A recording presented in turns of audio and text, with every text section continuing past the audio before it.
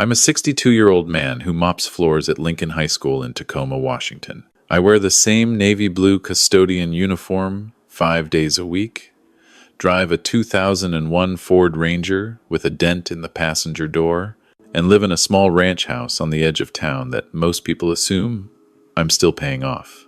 My nephew Marcus thought I was barely scraping by on a pension and whatever the school district pays janitors. He had no idea I owned 43 commercial properties across 3 states worth $86 million. The assumption started years ago, right after my sister died. Marcus was 15 then, angry at the world, and I became the uncle who showed up to his basketball games smelling like floor cleaner. I never bothered correcting anyone's perception. Why would I? I learned early that the moment people know you have money, they stop seeing you as a person and start seeing you as an opportunity. My late wife Elizabeth understood this. We built our portfolio quietly, reinvesting every dollar, living in the same house we bought in 1987 for $68,000. When she passed 8 years ago, I kept living exactly the same way.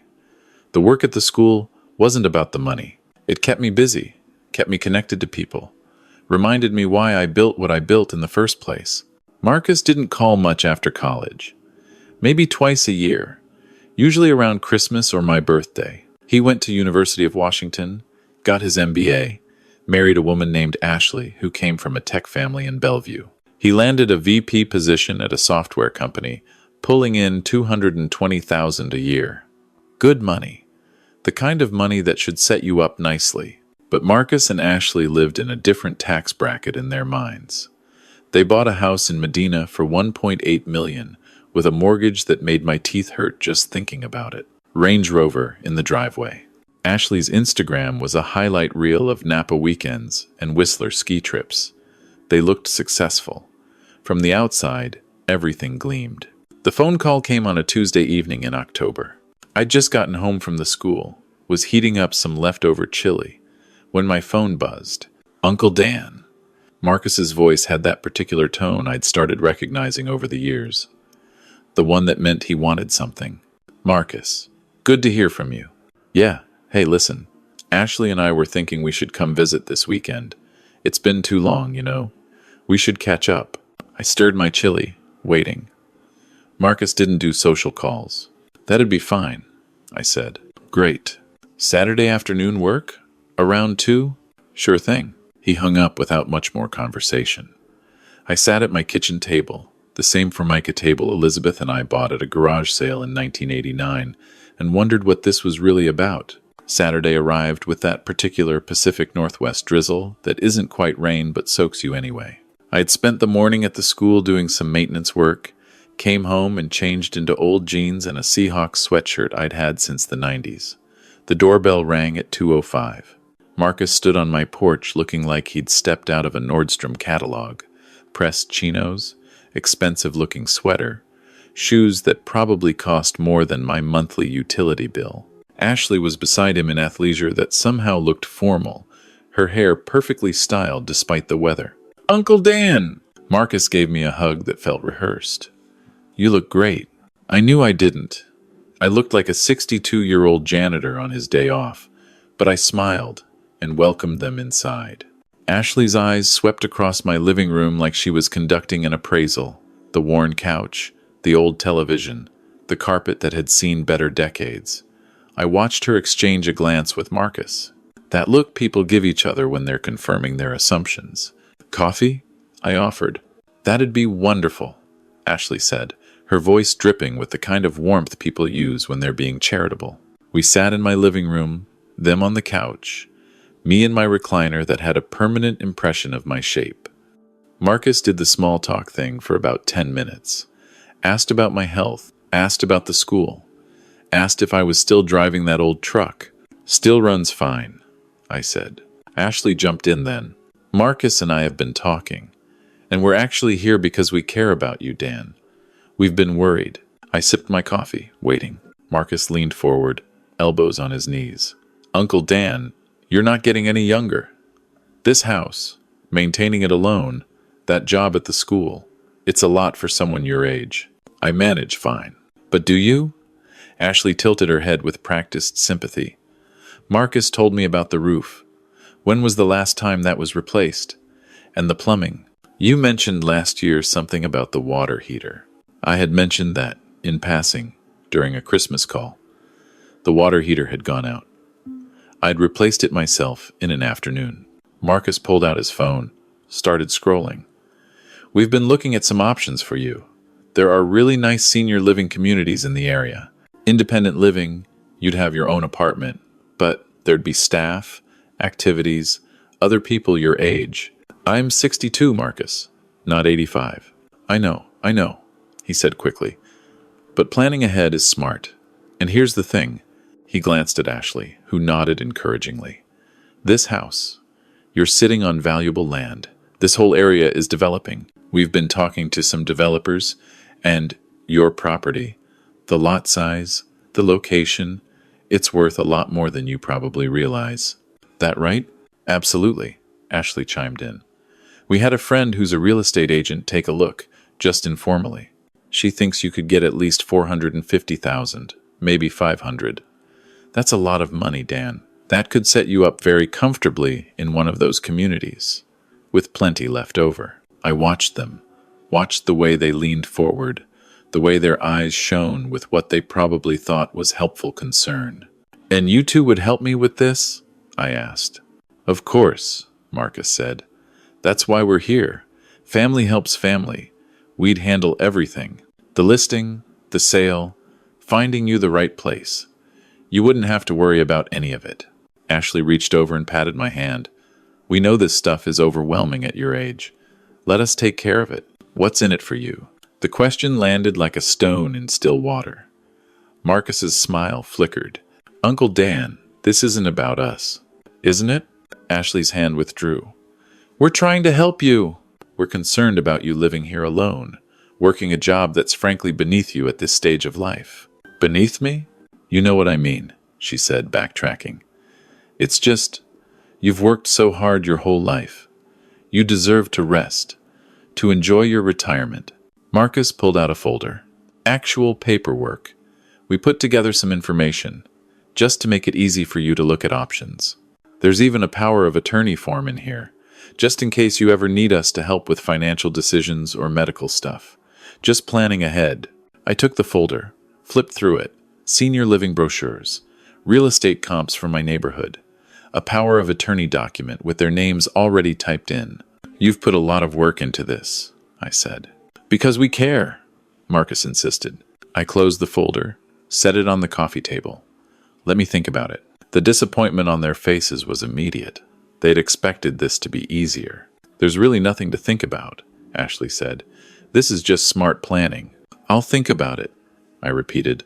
They left 20 minutes later, after more pushing that I deflected with non-committal responses. I watched their Range Rover pull away, watched Ashley on her phone before they even reached the end of my street. I picked up the folder they'd left, looked through it again. The power of attorney document was interesting. It gave them control over my financial decisions, my medical decisions, my property. I wouldn't be able to sell, buy, or manage anything without their approval. And the senior living places they'd circled, the cheapest one was $4,800 a month. The house sale would fund about 8 years there before the money ran out. Then what? I knew then what. They'd been talking to developers. Marcus would flip this property, probably had a deal already lined up. My house would be demolished, some luxury townhomes would go up, and my nephew would pocket the profit while I was warehoused in some facility, my autonomy signed away. I made myself dinner that night, grilled a steak, made a salad, poured a glass of the good bourbon I kept in the cabinet.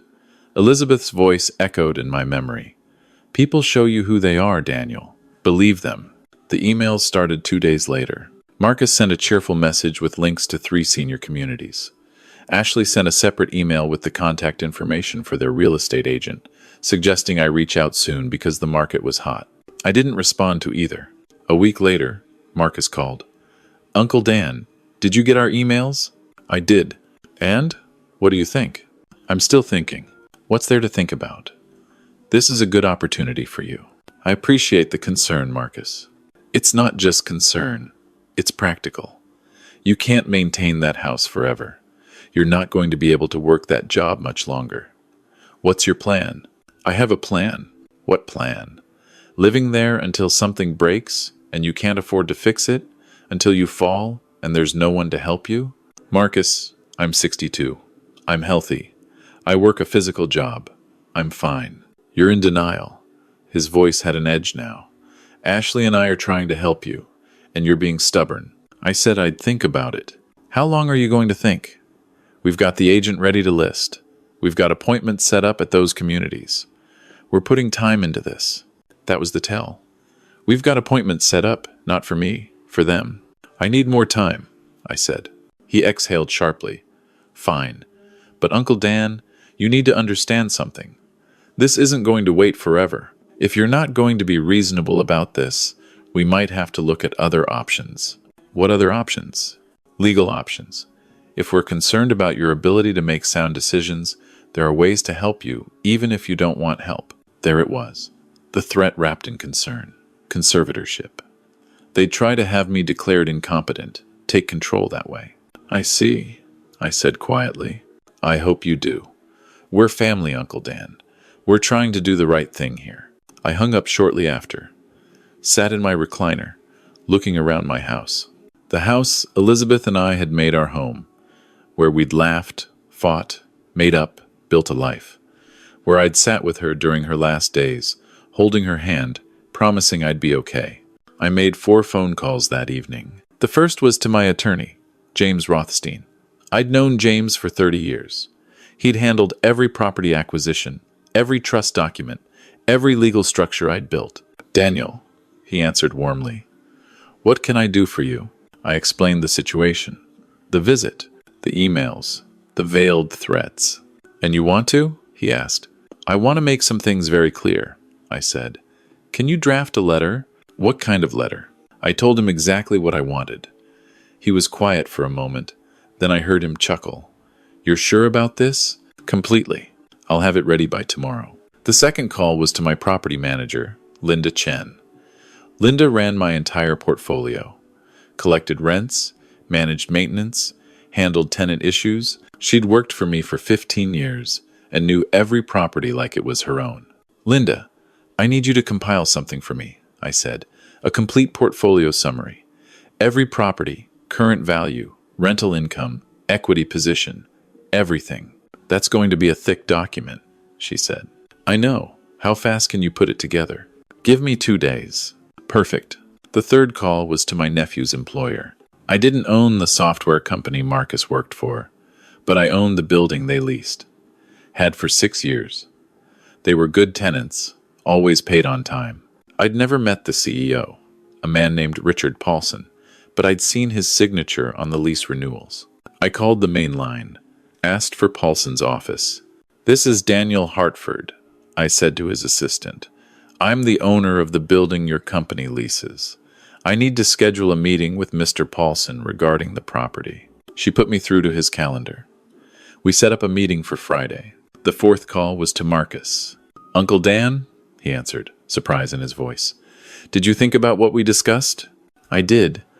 I think we should meet. All of us. You, Ashley, and me. Let's sit down and really talk this through. That's great. That's really great. When? This Saturday, 2 o'clock.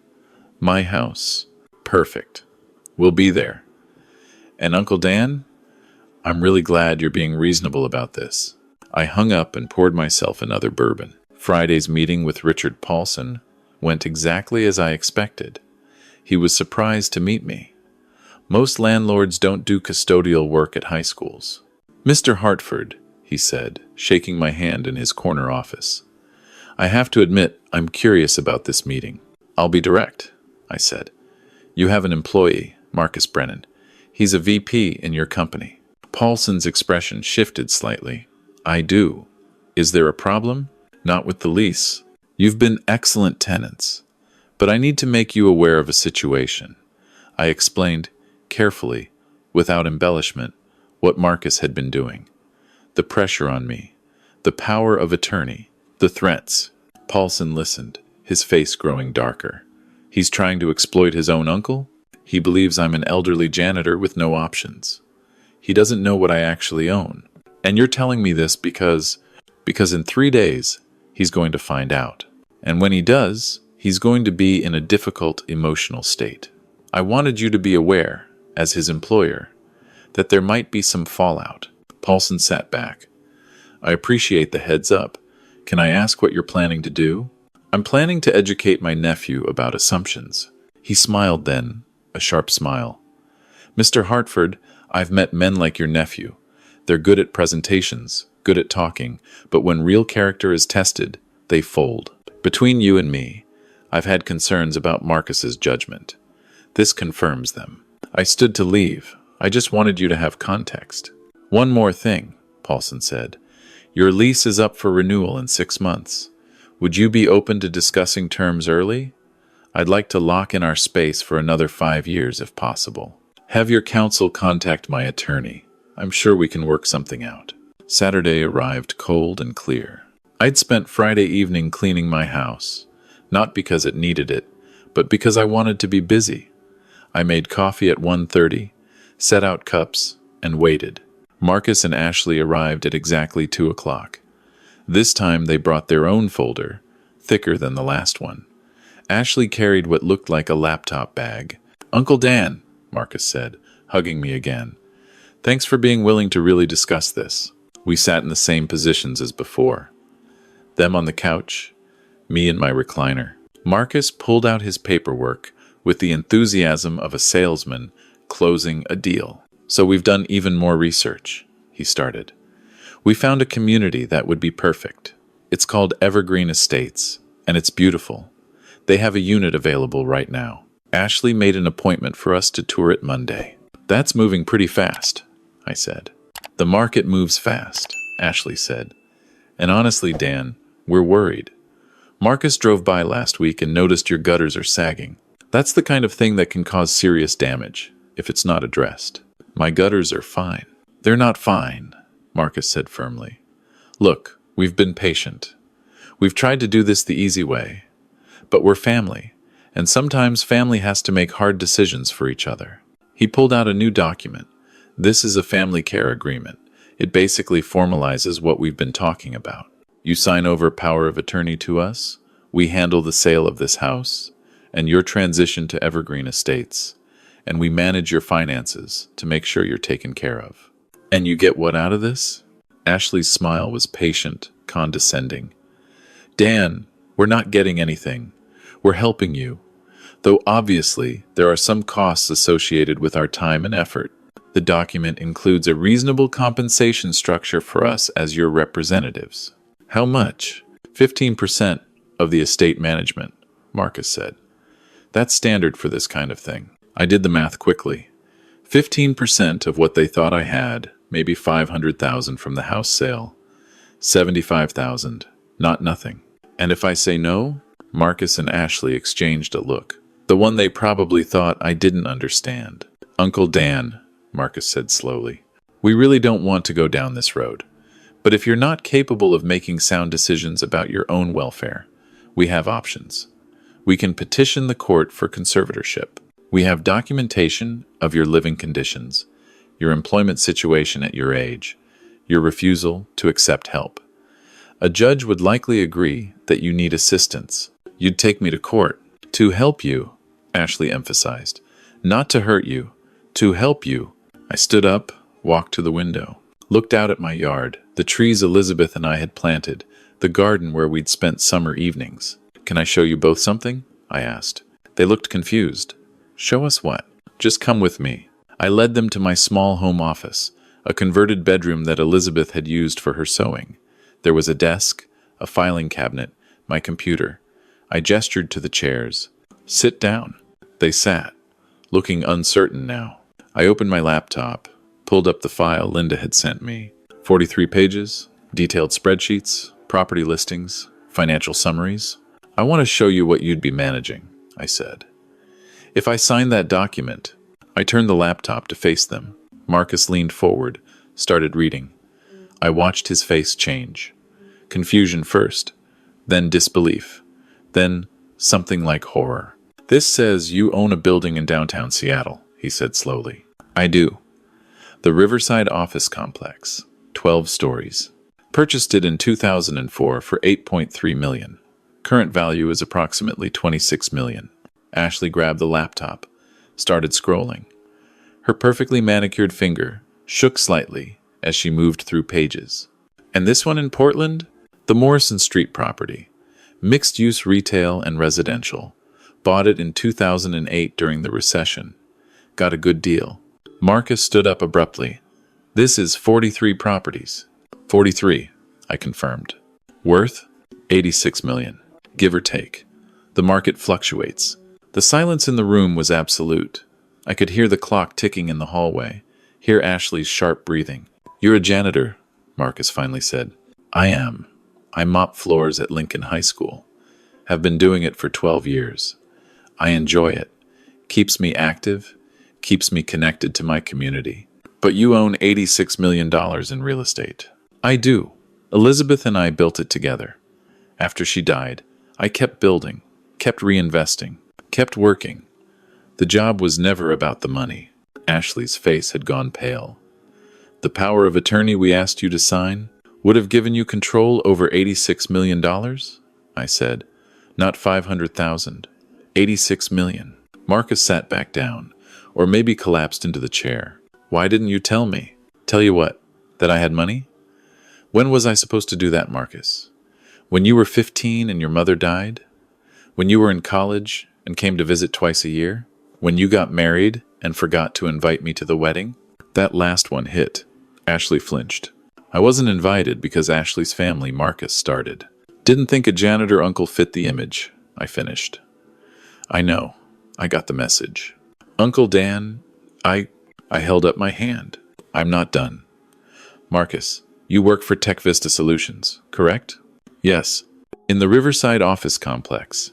He blinked. What? The building where you work. I own it. Have owned it for 6 years, since before you started working there. Your office is on the 7th floor, corner unit. Nice view of the Sound. The color drained from his face completely. I had a meeting with your CEO yesterday, Richard Paulson. Good man. We discussed your employment. You talked to Richard? Marcus's voice came out as a whisper. I wanted him to understand the situation, that my nephew, who earns $220,000 a year, was trying to coerce his elderly uncle into signing over property and power of attorney under false pretenses. We weren't. You threatened me with conservatorship, Marcus. You came to my home with legal documents designed to strip me of my autonomy and my assets. You talked about my sagging gutters and my age and my inability to make sound decisions, all while planning to profit from my supposed incompetence. Ashley found her voice. We were trying to help. Were you? Because from where I sit, you were trying to help yourselves to what you thought was a modest estate you could quickly liquidate. $75,000 for your time. That was the number, wasn't it? She didn't answer. I walked to my filing cabinet, pulled out another folder. This came from my attorney yesterday. It's a cease and desist letter. You are not to contact me about my property, my finances, or my living arrangements again.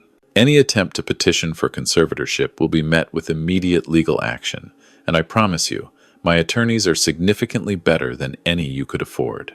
I handed the folder to Marcus. He took it mechanically. There's also a letter in there for your real estate agent friend, the one who was going to list my house.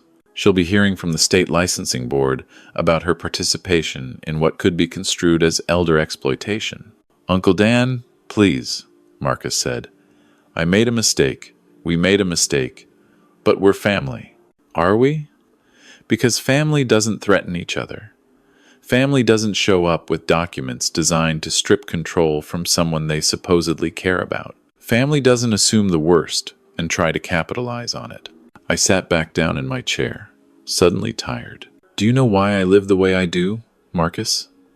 Why I keep this house, drive that truck, work that job? He shook his head, looking like a child who'd been caught stealing.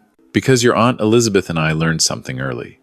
We learned that the moment you start living like you have money, the money becomes the most important thing. People change. Priorities shift. You start maintaining an image instead of maintaining relationships. We decided we'd rather be rich in ways that mattered than rich in ways that showed. I understand that now, Marcus said. I do. And I'm sorry. I'm so sorry. Are you sorry you did it?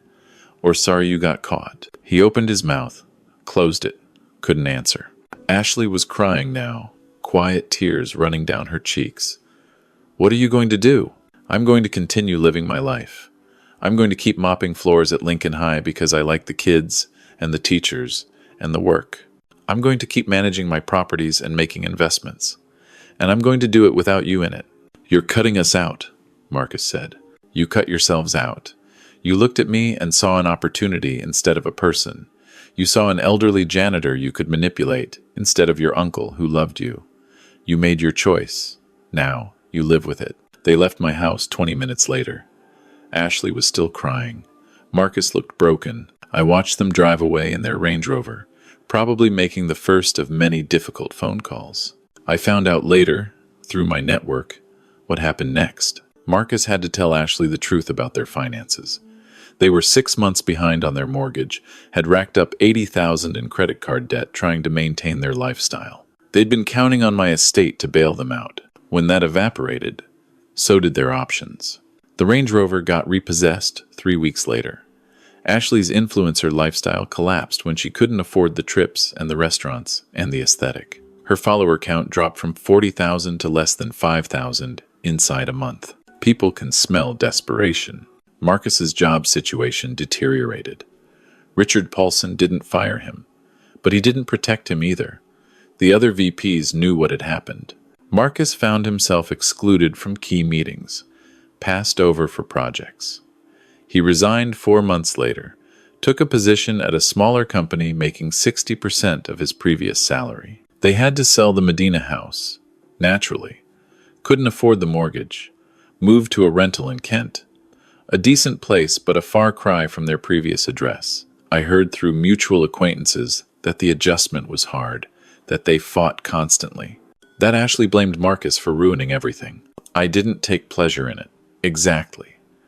But I didn't lose sleep over it either. What I did do, about 6 months after our confrontation, was send Marcus a letter. Not through my attorney, just a personal note. I told him that I remembered being young and stupid. I remembered thinking I knew better than everyone else, that my education and my salary made me smarter than people who worked with their hands.